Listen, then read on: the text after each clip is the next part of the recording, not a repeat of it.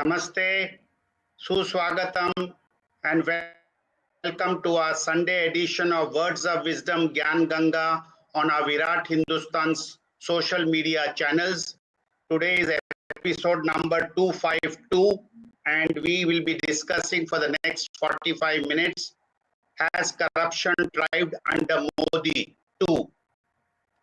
And with Dr. Subramaniam Swamy, and veteran journalist who has been covering many of these scams in the past, Sri J. Gopikrishnan and Dr. Subramaniam Swamy.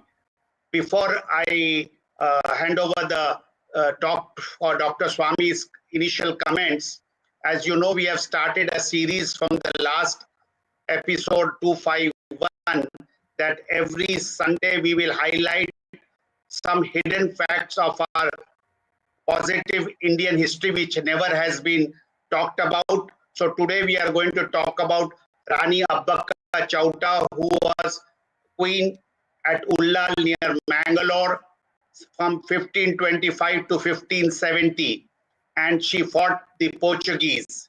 And very soon you will have a small clipping of her bravery, and Virat Hindustan Sangam and the nation pays tribute to this Rani Abbaka Chauta. Rani Abbaka, you're missing out on one of India's fiercest queens. Rani Abbaka Chauta ruled Ullal in the Tulunadu region, where the air was thick with the aroma of spices. Her reign wasn't just about governance, it was about defiance. The Portuguese wanted to control the spice-rich lands of Tulunadu and monopolize the trade, but Abbaka had other plans. In 1556, she faced off with Portuguese commander Dom Alvaro de Silveira and won, forcing a truce. But they didn't back down. In 1558, a larger fleet attacked. Yet again, Abbaka with her allies sent them packing. By 1568, the Portuguese tried their luck with General João Peixoto. They ransacked Ullal, but Abbaka, undeterred, escaped, rallied a guerrilla force, and struck back, killing Peixoto and forcing a retreat. She even attacked the Mangalore fort, showing the Portuguese who truly ruled the waves. Abbaka's resistance was not just a fight, it was a symbol of sovereignty. Despite alliances faltering and her eventual capture and death in 1570, her legacy lived on. Celebrated in local folklore and performing arts, Rani Abbaka remains one of India's earliest freedom fighters. So next time you savor that peppery kick, remember the queen who defended the spice trade with her life. Rani Abbaka Chauta, a name etched in the annals of bravery. So we pay tributes to Rani Abbaka Chauta, and perhaps it will be appropriate that the Bajpayee Mangalore airport should be named after this first freedom fighter against colonial rule. So with these words, it's over to Dr. Subramaniam Swamy to start today's discussion. Has corruption thrived under Modi too? Over to Dr. Thank you, Jagdish, and welcome to all our colleagues here. We are happy that Gopikrishnan has agreed to come as a guest today, and he's been a big fighter against corruption. He's never been afraid of anybody. And the 2G spectrum matter, which came to finality,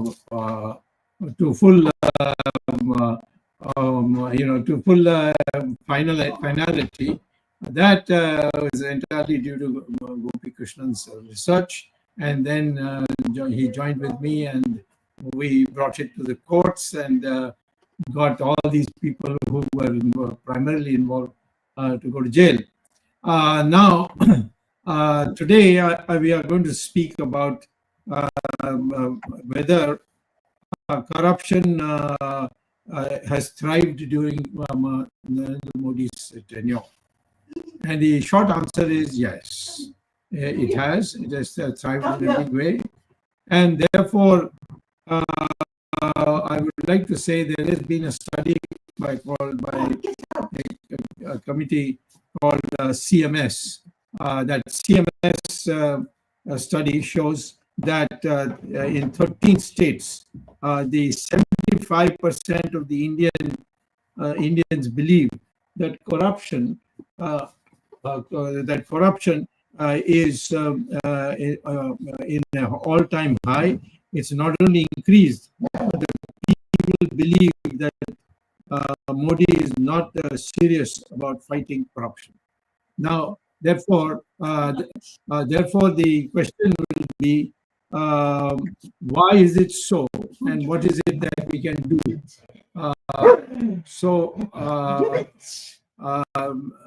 Wait till he'll bite you. 1 minute. Come on. No, let it go. Doesn't matter. Leave it. So, dogs will have bones. So, anyway, yes. So, sorry for that interruption, but it was inevitable. So, this is a great fall for us from 2014. Because for 2014, the belief was that Modi will clean up this, the country's system and see that the corruption is brought to an end. And at least all the money which was known to be put in banks abroad, that money would be brought back. And he himself pledged that he would do that. But that has not happened. And therefore, the question would be today, have the people lost faith? I think they still think that if there's any party that can do, it's BJP. But as far as Modi is concerned, there's been a complete collapse of faith. And now after the Adani matter, I think he has lost all reputation in the eyes of the people who are concerned about fighting corruption. So let me say, before I hand it over to Gopikrishnan, that some of the examples are very important to note. First is that the bringing back of the money from abroad was very easy through the UN route. In fact, I had that time even publicized this, that, you go to the United Nations and they have a project on it to see that the money of a country which is there illegally in another country is sent back. But Modi, despite my writing letters to him, despite my publicly speaking about it, ignored it, and that money has remained abroad. In fact, it has grown now. For instance, the BCCI, the cricket body, the amount of money that has been stashed away there is just unbelievable. Second is Modi has been recruiting a lot of corrupt people into the party and as also into positions there. I need not name them, but the whole country knows what they are, who they are, and by this he has weakened his hand. Now, certainly his involvement with Adani has been a major blow to BJP's stature as a party that will fight for corruption. The third thing that I want to say is that the rupee, which was at the time of the Janata Party of Moraji Desai, it was only 7 rupees per dollar. And then after Mrs. Gandhi came, it started increasing. But during Modi's period, it has jumped, and today it is 86 or 87 rupees per dollar. From where? From $8, 8 rupees to $1, it has now come down to 87 rupees per dollar. And that means that the country's products may be cheaply available to foreigners, but the foreigners, the products which we buy here will be extraordinarily expensive. So this is the reason why, and one of the things that is happening is that now people who have money, they've started sending money abroad. They become insecure, and they are moving companies out abroad. So these are things which are now coming in the media, and this is something that again is something that will give a bad name to the BJP. So now question is, the last point I want to make before it goes to our friend Gopikrishnan is, can corruption be eliminated? In my opinion, it can be eliminated there are 5-6 steps which can be taken immediately. I have said that in this country, in our country, there is no income tax in the agricultural sector. And in the urban sector, the rich people have chartered accountants and they hardly pay anything. Some of them pay minuscule amounts. It's the lower class who are below the tax rates. They also escape. Of course, they deserve to escape. But the middle class is paying hugely in taxes. And they are all very, very unhappy that they are cutting their own consumption so that they are in a position to pay their taxes. In my opinion, income taxes should be abolished immediately. That is one way. Second is, we have interest rates which are huge, 12%, 10%, so on. United States, you can take a loan from a bank at just 2%. I'm not saying that we should have 2%, but 6% is the maximum there should be for taking a loan from a bank. And if you do that, investment will go up, and large numbers of people who are today unable to set up industry is because the interest rates are so high.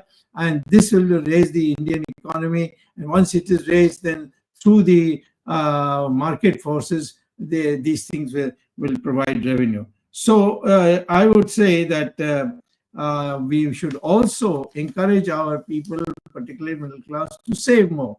And for that, fixed deposit money should be, the interest rate should be 9%.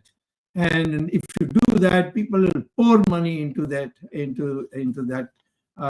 thing, particularly the middle class, and that money can be then lent out to those who want to invest. So there are solutions all available. But Modi doesn't know any economics. I don't want to talk about the finance minister. I mean, I don't know what she knows. It must be not worth for any government anyway. She may have some other attributes which will be irrelevant to mention just now. But I think, is there anybody? I have many times said, if you don't like what I'm saying, I am a party man, I'm in BJP. Now you send somebody from your government and let us have in the party office a debate. But nobody is willing to come. And there are no new ideas are able to come. It's only Mr. Modi, and Mr. Modi consults Adani, and the two of them do this kind of thing that has today landed us into soup. So with these remarks, I'm handing it over to Gopikrishnan. For some time, thank you, Dr. Swamy. Can you hear me? Yeah, I hear now. Now I hear you. After some time, you have invited me in this Gyan Ganga, which is always a pleasure of talking with you and your colleagues. Now you come out with a strong subject, and whether the straight question you asked in the subject is, has corruption thrived under Modi too? Actually, the corruption which was happened during the UPA, which was in a rampant scale by many of the ministries and many of the alliance partners like DMK, Congress, Chidambaram, all this, that kind of activity is not happening. But I can say one thing which I always say, Narendra Modi government and not the Narendra Modi in 2018, he diluted the Prevention of Corruption Act. Yes. That now CBI has become a paper tiger, because if CBI wanted to start a probe, CBI officer has to fill a 14-page form which talks about what are all his findings, and he has to give the clearance from the department head of that particular officer. Such a foolish, such an obnoxious, such a useless thing happened, because when a CBI files a 14-page finding note, and it is just like a PowerPoint presentation, which investigating officer can fill this form, 14-page bank loan application kind form. You have to file to his department, then CBI has to get clearance, then CBI has to send to the officer, can we start probing this? So what happens is, corruption happens from the top actually. When you are talking about a minor officer, his senior officer, where this file comes, he gets alerts his corrupt junior. The corrupt officer must be working for this top man. Just like during A. Raja's tenure, court were asking MTNL chairman, please give sanction. So that kind of thing is happening. Prosecution sanction. In Chidambaram, sorry, can you keep your cell phone away? We're hearing some disturbance, if you don't mind. Put it slightly away. Yeah, thank you. Now, in the Chidambaram hotel grabbing case, Delhi High Court has told CBI, you probe it. Sir, you yourself are saying corruption happened, but the finance ministry won't give against the sanction for prosecution. And I've been following the 2G scam appeal. 2018 March, CBI and ED filed the appeal in the Delhi High Court. Around 6 years, more than 120 hearing and 9 or 13 judges. This July only, this April only, 2024 April only, simple step of grant for prosecution, leave to grant appeal has been allowed by the Delhi High Court judge. What was prosecution doing? Prosecution means government. And in this case, the chief prosecutor is none other than the Solicitor General of India, Tushar Mehta. I have not seen him in the court any of these days. And now the case, in July, Delhi High Court, some 14th judge said that every Friday, 2:30, you have to start the argument. And for the past 2 hearings, CBI is telling, and court is also firing CBI, they are not getting the paper book from the registry. The judge is saying, you are not cooperating with the registry, get the paper book. Now, December 16, CBI and registry are to unite together to get the paper book of this lengthy paper. This is the kind of the prosecution. The corrupt cases. Nowadays, as a landmark Supreme Court judgment also came that ED was not having not taking sanction for prosecution for a long time. So the Supreme Court said that even though PMLA Act is not talking about the sanction for prosecution, you have to get sanction for prosecution. This act was passed by Chidambaram. Now he himself has gone to Aircel Maxis case and INX Media case.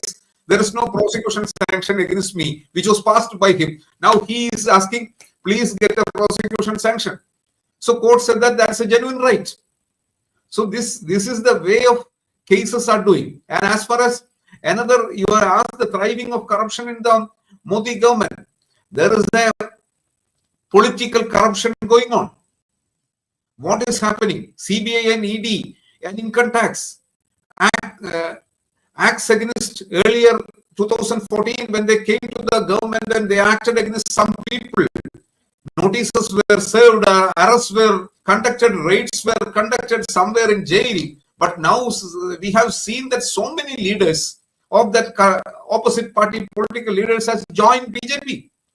They are become the BJP spokespersons, and around some 20 to 30 candidates or 40 or 50 candidates are contested in the as BJP candidate in the election or NDA candidate in the election. So the corruption is not old kind of money transfer and other bribery. It's not like this is a immorality in politics. That's also a corruption. Join BJP and get saved from all cases. Whatever it may be, Maharashtra, wherever, Maharashtra, everywhere. Dr. Swamy, I simply doubt, as the DMK is having around 40 MPs in Lok Sabha, that's why this 2G appeal is delaying. I doubt that. I doubt whether because DMK has the history of NDA partner. DMK was NDA partner and they decided where to go. And when UPA came, they were always in power from 96 to 98 to 2004. To 2014, they were with the government, whether it is with BJP or Congress. Yes. And now, why the